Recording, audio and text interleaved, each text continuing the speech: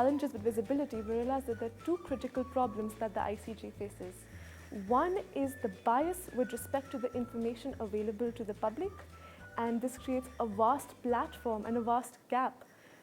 creating further learning opportunities. The second issue that we saw is that visibility forms an important function of influence and outreach, and we can further capitalize on this. Because there's already quite a lot out there offered by the ICJ, but it's not accessible to a wider public. Firstly, we believe that they should engage more with social media, Facebook and Twitter, etc., in a systematic and strategic manner to create a two-way interactive process so people can ask questions about procedures of the ICJ and past rulings, for instance. Secondly, we think there should be a video competition in which university teams could create their videos about what the ICJ does, why it's so important, what the procedures are,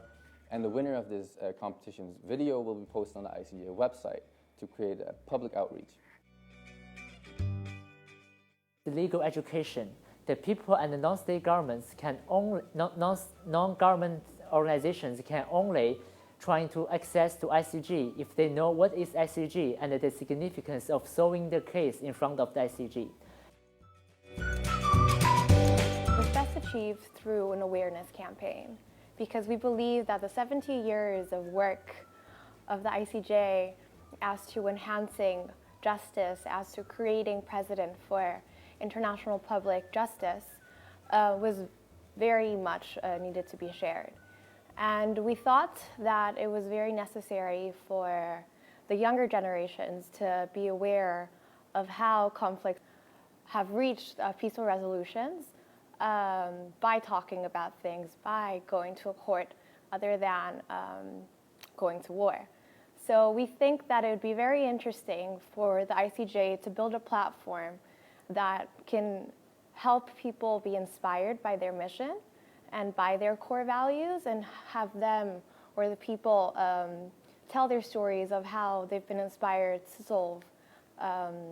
conflicts in peaceful matters. In the end, ICJ could even engage in online crash courses about important past rulings and, for instance, the procedures, not about current topics to not make it too controversial.